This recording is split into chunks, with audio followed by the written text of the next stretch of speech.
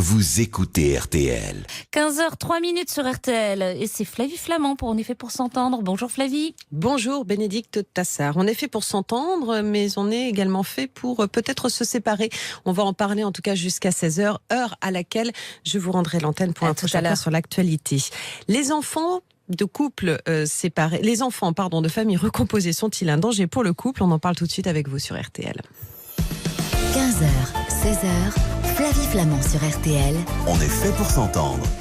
Bonjour à toutes, bonjour à tous. Bienvenue sur RTL. Nous sommes en direct, vous le savez, comme chaque jour, jusqu'à 16h. Et comme chaque jour, toujours, je vous attends au 3210 et sur les réseaux sociaux pour éclairer nos échanges. Aujourd'hui, sur RTL, un sujet qui frotte, qui pique, qui dérange, mais que l'évocation peut aussi grandement soulager.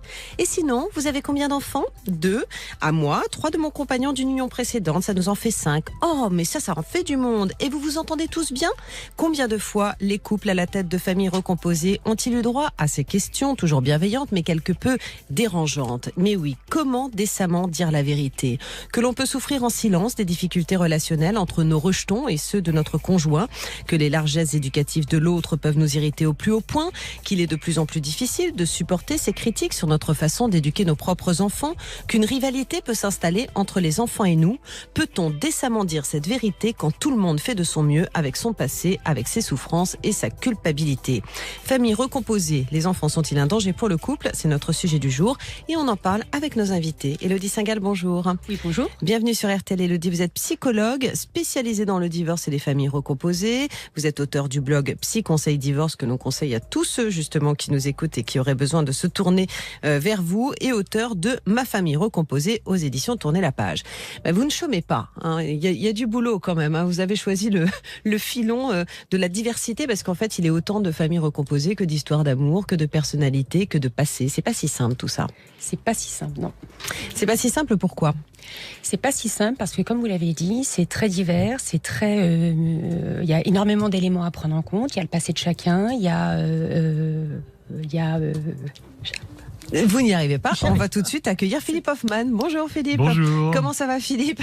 Ça va, en forme. Vous venez au secours d'Élodie Singal, mais ça va. On va se détendre Élodie, ça va venir tout seul. Vous êtes psychologue clinicien Philippe Hoffman, auteur de L'impossible séparation entre les jeunes adultes et leurs parents aux éditions Albin Michel. Est-ce que c'est ça la problématique en fait? C'est qu'à un moment donné, on n'arrive pas à se lâcher les uns les autres? Oui, il y a une part du problème, c'est ça, c'est que, en tout cas, c'était un peu l'angle sur lequel j'ai traité le sujet, c'est-à-dire on n'arrive pas à se séparer de ce qu'on a de plus précieux, nos enfants. Oui, nos enfants n'arrivent pas forcément à se séparer de nous non plus. Oui, alors c'est une interaction, comme on dit dans notre jargon. C'est autant d'un côté que de l'autre. On ne sait pas véritablement comment se séparer. Et quand le couple parental se sépare, c'est toujours un cataclysme, alors qu'on a l'impression que c'est une affaire qui est entendue aujourd'hui, puisqu'un couple sur 2 est séparé, est en famille. On dit qu'il y en a 10 ou 20% de familles recomposées. À mon avis, il y en a plus que ça, parce qu'il y a des familles qui ne sont pas affichées en tant que mariées, mais recomposées tout simplement. Donc, tout cela est de toute façon compliqué et difficile à vivre. Et alors, pour les psys, c'est un fonds de commerce extraordinaire. Mais oui, forcément. Ouais. Élodie Singal, personne n'a demandé, en fait, ces situations de familles recomposées. C'est ça aussi, peut-être, la problématique. C'est que des enfants ne demandent pas forcément à vivre avec le conjoint de leur papa ou de leur maman. Les beaux-parents n'ont pas forcément demandé à vivre avec les enfants. En fait, c'est une histoire d'amour, mais que l'on impose à tous. Alors, c'est une histoire d'amour qu'on impose à tous, mais il ne faut pas oublier qu'il y a une personne essentielle dans cette histoire, c'est le parent qui se recompose. Et en fait, c'est lui qui doit prendre le lead. Et c'est lui qui doit faciliter la relation entre ce parent qui n'a pas décidé et ce beau-parent qui n'a peut-être pas décidé, mais qui reste l'adulte intelligent, raisonnable et qui est capable de se remettre en question et d'essayer de travailler justement à faciliter l'arrivée de cet enfant. Mais pourtant, c'est difficile de rester dans l'intelligence quand il y a énormément d'émotionnel, Philippe Hoffman. Oui, c'est difficile, mais en même temps, c'est important de montrer aux enfants que les adultes ont des capacités d'adaptation et de changement. Oui. Puisqu'on leur demande toujours aux enfants et aux adolescents de s'adapter, de changer, de grandir, d'évoluer. Pourquoi pas les adultes ? On va se retrouver dans un instant, si vous le voulez bien, sur l'antenne d'RTL. On va se retrouver avec un témoignage, le témoignage de Laurent, qui justement va nous expliquer comment ça se passe entre Nathalie, sa compagne depuis maintenant 7 ans, et les enfants. Et on se rend compte que ça n'est pas toujours simple, évidemment. 3210, les réseaux sociaux, on vous attend en direct sur RTL. Vous écoutez RTL. On est fait pour s'entendre.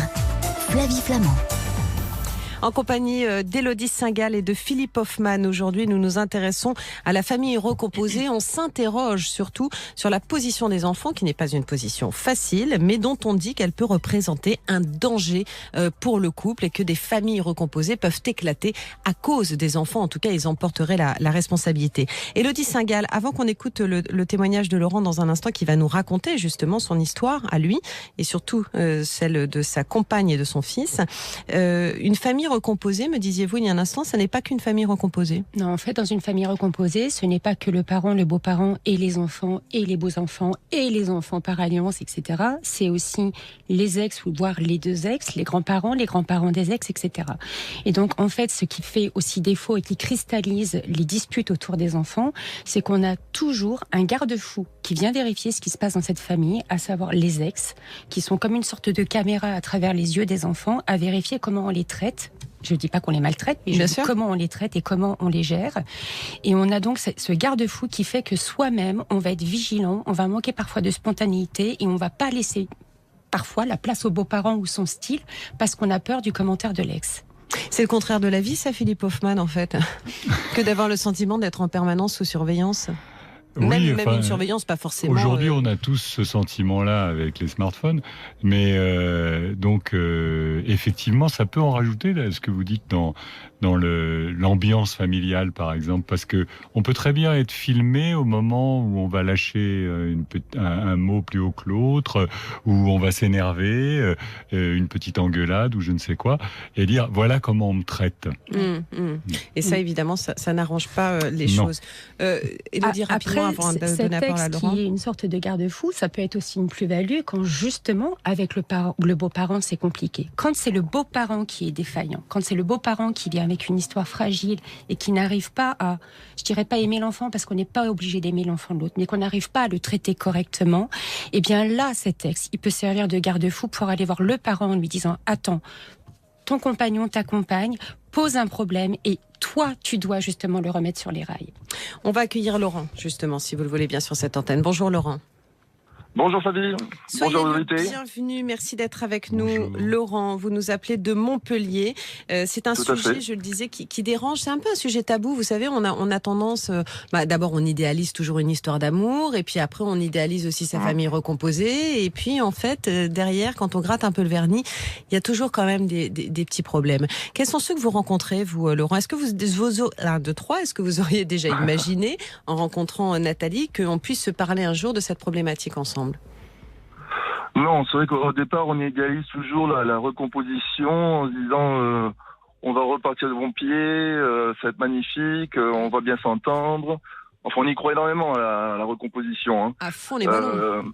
Voilà, exactement. Et puis, au fil du temps, on se rend compte du caractère du conjoint vis-à-vis de votre enfant. Et puis, arrivent les mauvaises surprises, parce que on se rend compte que finalement, ça passe pas si bien que ça. Par rapport à tout ce que vous avez dit au début, il y a beaucoup de choses vraies. C'est-à-dire que c'est vrai que le caractère de l'un et de l'autre fait que on s'entend pas toujours avec son fils. Enfin, mon ami ne s'entend pas toujours avec mon fils. Elle s'entend pas non plus avec mon ex. Donc il peut y avoir aussi des étincelles de ce côté-là. Donc faut faire tampon au milieu et gérer tout ça. Et c'est pas évident du tout. Pas évident. Est-ce que tout le monde est en souffrance dans cette histoire? C'est ce que je disais aussi au début de l'émission. En même temps, est-ce qu'on peut vraiment dire toutes ces vérités en sachant que tout le monde voudrait faire montre de bonne volonté, mais ça n'est pas simple parce que c'est pas magique non plus. Et que peut-être qu'en temps normal aussi, il y a des caractères qui ne se rencontreraient pas, qui ne se parleraient pas s'il n'y avait pas cette famille recomposée. Alors déjà, je dirais que chasser naturel, il revient en galop, vous savez. C'est-à-dire qu'en fait, on peut toujours faire des efforts de manière intelligente, mais enfin, à un moment donné, ça revient et on a beau se parler, les difficultés restent finalement. Mais est-ce que tout le monde souffre? En 7 ans, il y a eu... voilà, en fait, tout le monde en souffre. Oui, c'est vrai que mon fils le premier, forcément, parce que lui, je l'ai une fois par semaine et un week-end sur deux, et quand il vient à la maison, il est un peu sur sa réserve, et des fois même il veut pas venir carrément. Ouais. Donc c'est vrai que il en souffre. Ouais. Moi, le voyant si peu, j'ai pas envie. Enfin, je souffre aussi de cette situation-là. On est tous stressés. Et finalement, au lieu de passer un beau moment, on passe un moment difficile à gérer. Donc, c'est pas super agréable. Et on est obligé de parler constamment. Et alors, des fois, on s'entend, puis des fois, on s'entend pas du tout. Et on appelle ça des engueulades. Alors, ces fameuses engueulades que vous avez, elles sont vraiment autour de ça, ou est-ce que finalement, vous vous rendez compte aussi, vous savez, parfois un couple s'engueule pour des raisons un peu cachées, et puis finalement, tout devient prétexte, quoi. Parce que là, vous parlez d'une ambiance tendue. Ah, non. Est-ce que vous arrivez à vous engueuler, à dialoguer véritablement là-dessus? Non, ce qui est fou, c'est ça, c'est que on s'est arrangé pour que une semaine on se retrouve juste ma compagne et moi, et une semaine avec les enfants. Et dès qu'ils sont pas là, c'est magnifique, tout est rose, tout est beau, on s'entend à merveille, tout va bien. Et dès qu'on a l'un d'entre eux, on sent qu'il y a de la tension dans le couple, on sent qu'il y a de la tension presque au quotidien. Et ceci dit, je vous parle de ça. Bon, il y a eu de l'amélioration depuis 7 ans, mais c'est vrai qu'on est passé par des moments très difficiles où il y avait une réelle tension dès qu'ils étaient là, quoi. Vous restez avec nous, Laurent? On va se retrouver dans un instant. On va poursuivre nos échanges en compagnie de nos invités avec vous sur l'antenne d'RTL. À tout de suite. Vous écoutez RTL. 15h, 16h, on est fait pour s'entendre. Un sujet qui provoque de nombreuses réactions. Aujourd'hui, on parle des familles recomposées et on se demande si les enfants ne sont pas un danger pour le couple. Je parle bien sûr inconsciemment. Il est des enfants qui veulent faire exploser le nouveau couple, leur papa ou leur maman avec un nouveau ou une nouvelle compagne. Mais en même temps, parfois inconsciemment, il y a des situations qui font que vous nous le disiez il y a un instant, Laurent, on s'engueule comme on ne devrait pas s'engueuler sur des sujets qui sont annexes au couple, mais qui sont ceux de la famille recomposée. Laurent, vous êtes toujours là, vous témoignez sur l'antenne d'RTL. Aline nous a envoyé un message sur Facebook. Avant de devenir moi-même belle-mère, j'étais la première à juger le comportement de certains beaux-parents. Et maintenant, je comprends beaucoup mieux. Sa mère est totalement absente, son père travaille beaucoup en déplacement, alors c'est moi qui gère et il n'est pas facile du tout. L'école s'en plaint également de plus en plus. Moi, je suis enceinte de 7 mois, j'ai une pépette de 18 mois et parfois, au risque de choquer certaines personnes, je jetterai bien l'éponge pour me consacré à ma progéniture qui subit aussi beaucoup le comportement du grand frère. C'est compliqué pour tout le monde. Oui, c'est compliqué pour tout le monde. C'est ce que vous nous disiez il y a un instant, Laurent, lorsque votre compagne ne s'entend pas avec Mathis. Tout le monde trinque. Il existe plusieurs situations aussi. Chacun gère à sa façon le couple par rapport à son histoire aussi. C'est-à-dire que là, vous évoquez une situation où je m'y retrouve pas. Bien sûr. Parce que moi, en fait, mon amie, elle a donc déjà un enfant et d'entrée, elle m'avait dit, moi, les enfants, ça passe pas trop. Les cartes étaient données d'entrée, en fait. D'accord. Elle m'a accepté par amour et mais bon, malgré tout, elle a toujours du mal à accepter mon fils, quoi. Donc est-ce que vous éduquez qu'est-ce qu'elle reproche? Qu'est-ce qu'elle a tendance à reprocher à votre fils ou au fait qu'il soit là? Une éducation différente. Enfin, elle trouve toujours une excuse parce qu'en fait, j'ai l'impression qu'elle le rejette entre guillemets dans le sens où c'est pas le sien. Vous voyez, c'est le fils de mon ex. Donc forcément, il y a un petit blocage de ce côté-là. Ouais. Et je pense que ça vient de là. Donc après, toutes les excuses sont bonnes pour lui faire des remarques et être dessus constamment, quoi. Quel type de remarques? Ça va de la petite tâche ménagère à un comportement où elle va estimer qu'il y a un comportement trop de bébé, par exemple. Alors, à son âge, il devrait être plus comme ça, comme si. Qu'est-ce que vous dites, vous souvent. Qu'est-ce que je fais tampon parce que je peux pas m'amuser à être aussi à cheval sur mon fils parce que je l'ai peu de temps, donc j'essaie de calmer le jeu, de lui dire lève un peu le pied, t'es pas obligé non plus de constamment le réprimander. Tout ce qu'il attend, c'est de l'affection parce qu'en plus de ça, j'ai un gamin qui est hypersensible, donc qui demande énormément d'affection et elle lui en donne pas du tout, quoi. Donc le gamin, je vois qu'il est en demande et il n'obtient pas ce qu'il veut. Et donc du coup, oui, voilà, je fais tampon, j'apporte l'affection de mon côté, j'essaie de le divertir de mon côté, et parfois même je l'éloigne de sa belle-mère parce que je sais que ça va un peu trop loin dans le dialogue, quoi. Philippe Hoffmann, vous voulez réagir? Oui, je voudrais juste vous dire une chose comme ça, là, à chaud. En fait, il me semble que, d'après ce que vous dites, vous avez quand même scindé les choses entre une vie de couple où une femme vous a annoncé que c'était pas sa priorité d'avoir une maternité multiple, d'assumer toutes sortes d'enfants, mais d'être en couple avec vous. Donc vous voyez une semaine sur deux libre et ça se passe très bien. Et puis une forme de semi-garde comme ça qui est un peu incomplète, qui vous fait apparemment souffrir, qui vous donne de la culpabilité parce que vous n'avez pas assez souvent votre fils, et où là évidemment elle n'a pas vraiment sa place, et où quand elle veut la prendre, elle la prend de façon un peu maladroite, et donc on a l'impression comme ça à vous écouter que les choses sont très, comme on dit dans mon jargon, un peu clivées, séparées de façon un peu trop importante. Et il me semble, comme c'est le sujet du jour, quand on parle de famille recomposée, que l'idéal, c'est de recréer justement un esprit familial.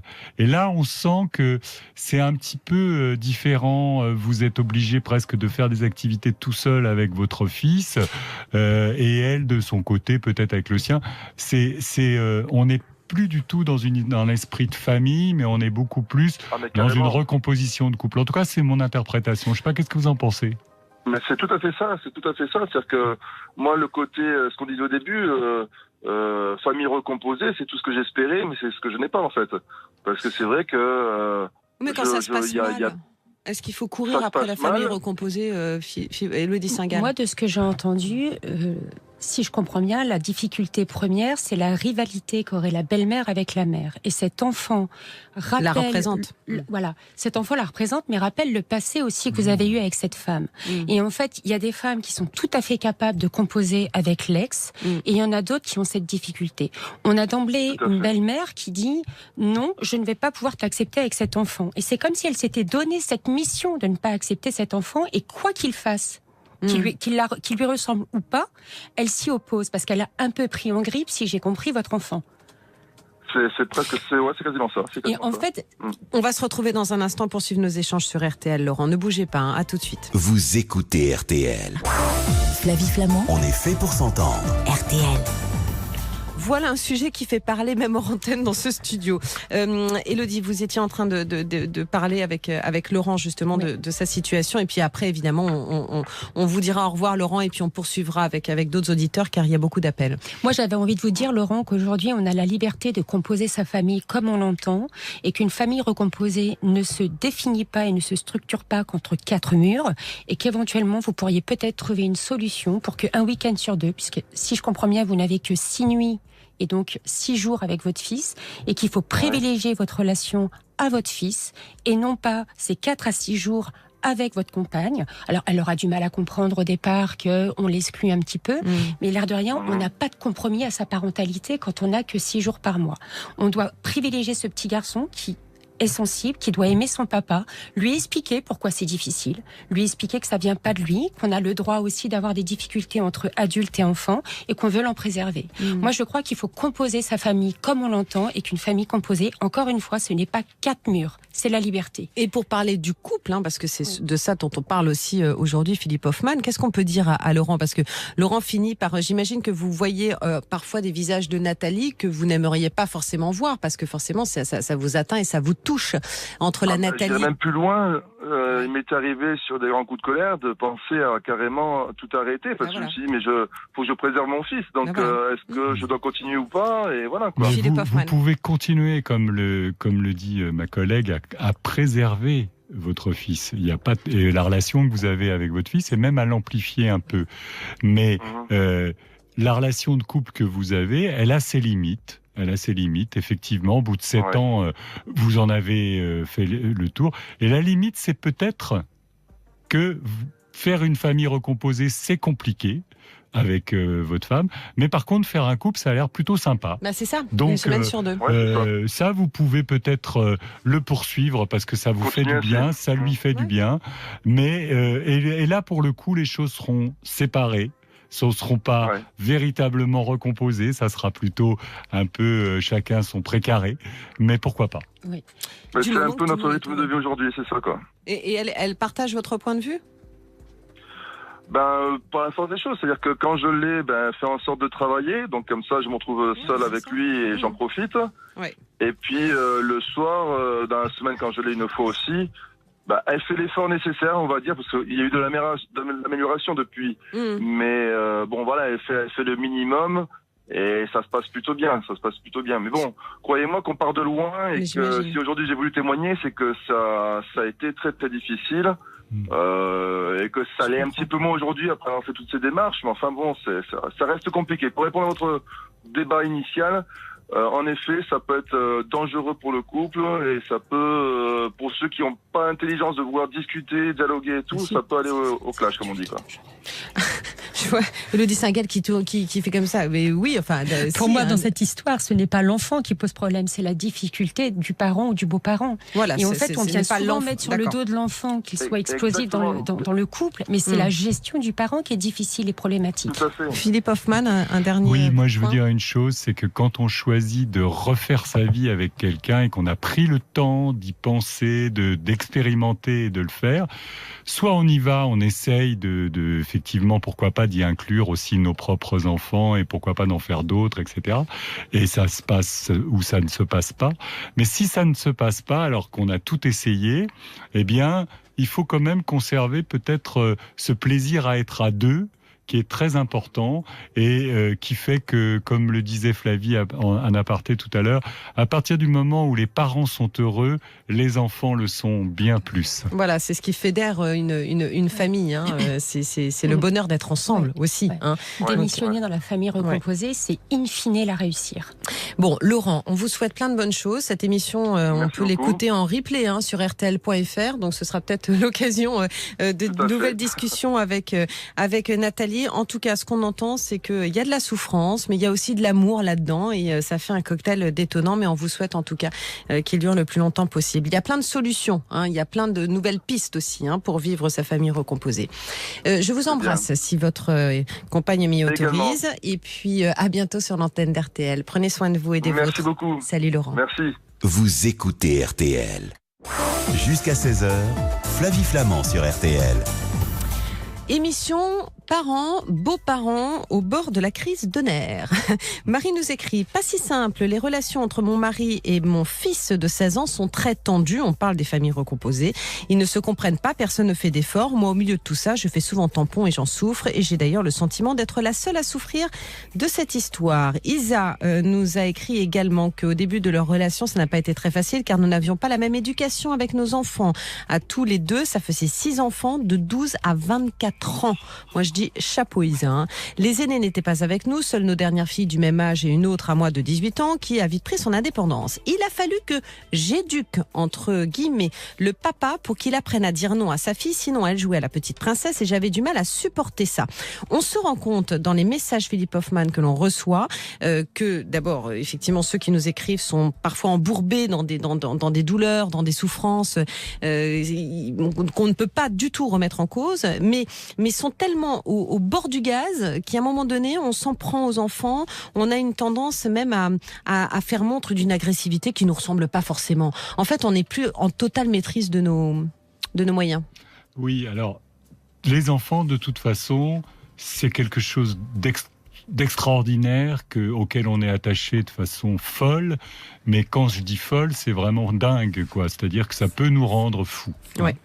Donc, n'importe quel parent, qui soit recomposé ou pas, peut devenir dingue avec ses enfants parce que à un moment donné, il y a une crise, un conflit, et c'est toujours sur des détails quotidiens, des devoirs pas faits, le fait qu'on répète 50 fois de venir à table ou je ne sais quoi, enfin, toujours des petites bêtises de la vie quotidienne, des contingences, et puis on pète un câble, comme on dit aujourd'hui, on devient dingue et on ne se reconnaît même plus. Oui, c'est ça. Et ça arrive partout dans toutes les familles. Et donc, autant du côté des parents que du côté des enfants. On pourrait se dire que dans une famille recomposée où il y a beaucoup de culpabilité parce que c'est pas vraiment mon enfant naturel, biologique, etc. J'ai pas choisi véritablement de vivre comme ça. Eh bien, ça va être majoré encore ça. Et effectivement, on peut avoir, pourquoi pas, un enfant qui va servir de bouc émissaire, et parce qu'il va incarner le parent rival, le beau-parent rival, ou tout simplement parce qu'il est insupportable. Et donc, à ce moment-là, toutes les foudres vont tomber sur lui. Et lui va se défendre comme il le peut, en général en surajoutant, et ça devient un jeu infernal, quoi. Donc ça arrive dans toutes les familles. Rassurez-vous, l'important, c'est de tenir le coup. Maintenant, si on n'y arrive pas... Non, mais on peut trouver d'autres solutions. Voilà, l'avantage de la famille recomposée et des séparations, c'est qu'on peut trouver plein d'autres solutions, comme vous le disiez, alors que dans une famille naturelle, mariée, etc., la seule solution qu'on a, c'est de se séparer. Exactement, alors que la famille recomposée peut avoir plein de visages, avec des modes de garde différents, des moments aussi qu'on s'octroie pour le couple. L'âge des enfants a-t-il une importance ? Fédol nous écrit, les enfants âgés représentent le plus grand obstacle à surmonter et la menace de la faillite du couple. Priscilla nous dit qu'elle pense que plus l'enfant est âgé, plus cela représente un risque de séparation. Un adolescent acceptera moins qu'un enfant en bas âge que sa mère ou son père refasse sa vie avec quelqu'un d'autre que son autre parent. Ouais. En fait, l'enfant adolescent, d'abord, il est beaucoup moins malléable parce qu'il a déjà une identité qui s'affirme bien. Il est dans une période de réaménagement physique et psychique. Enfin, ça, j'apprends rien à personne.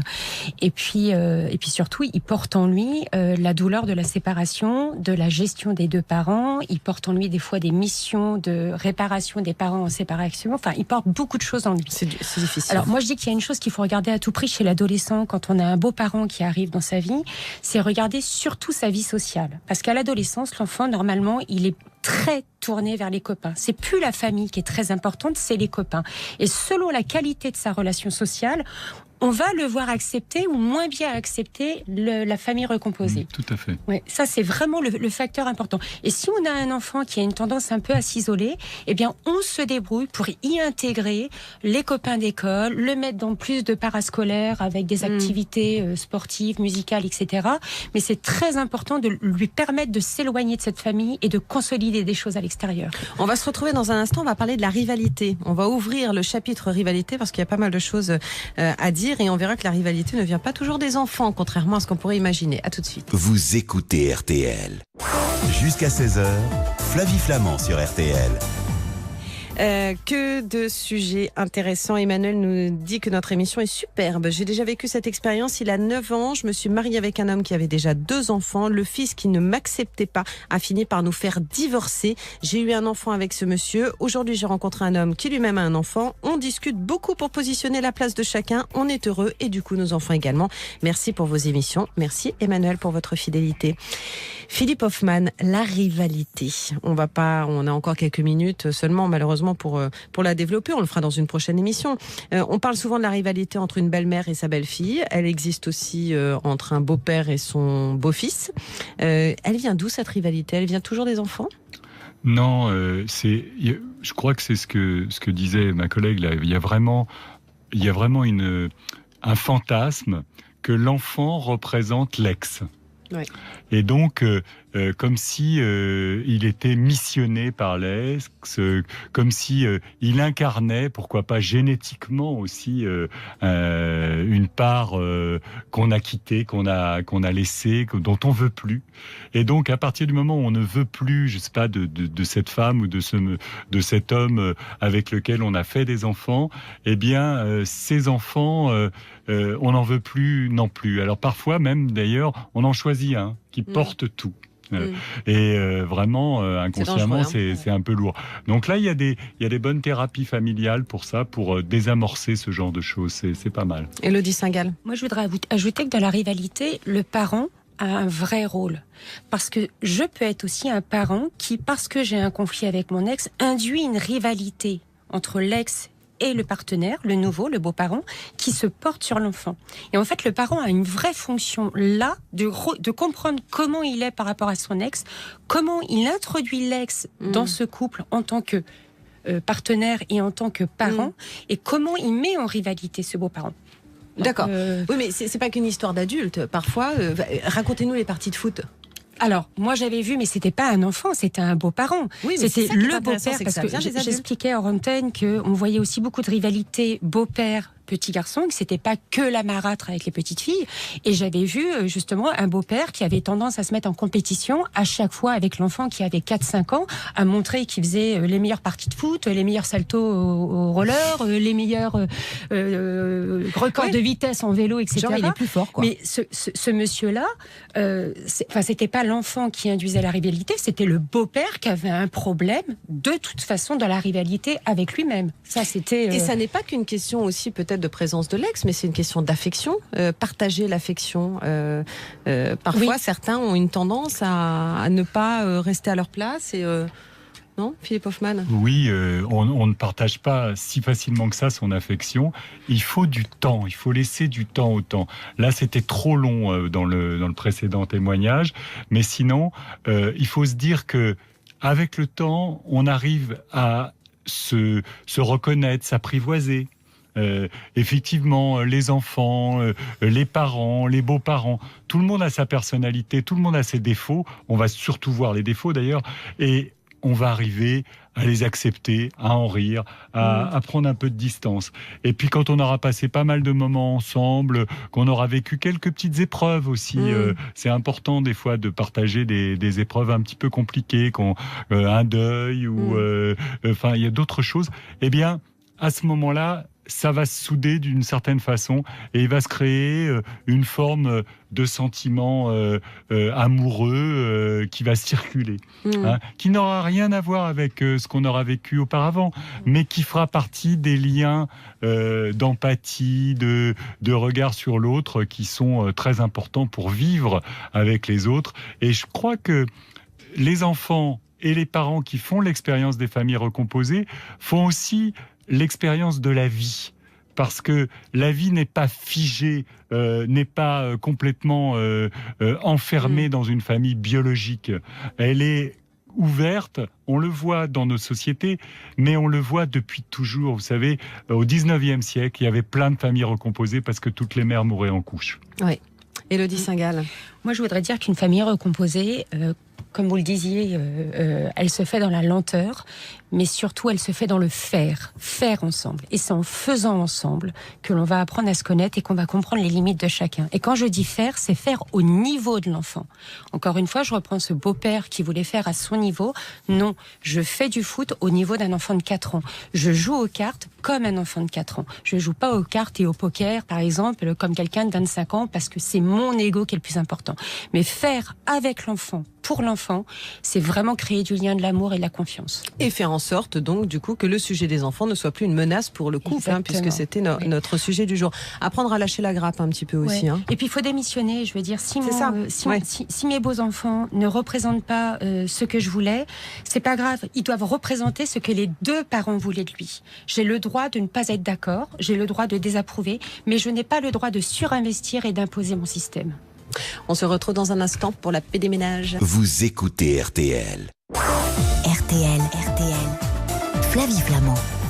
J'espère que cette émission aura pu vous éclairer. Merci à Xavier pour le message qu'il vient de nous laisser. Mais le temps me manque et je n'ai pas le temps de le lire sur l'antenne d'RTL. Élodie Singal, merci d'avoir accepté notre invitation. Pour tous ceux qui ont besoin justement de conseils et d'une forme de réconfort, ils peuvent aller sur votre blog Psy Conseil Divorce. À bientôt. Merci d'avoir accepté notre invitation. Philippe Hoffmann, merci beaucoup. Chez Albin Michel, on retrouve l'impossible séparation entre les jeunes adultes et leurs parents. À bientôt, Philippe Hoffmann. À bientôt. Demain, sur l'antenne d'RTL, on va parler de ceux qui un jour ont décidé de prendre une autre direction, un autre chemin. Ils ont changé de vie. Comment franchir ce cap? On en parlera demain à 15h avec vous en direct sur RTL. Tout de suite, voici Laurent Ruquier, les grosses têtes.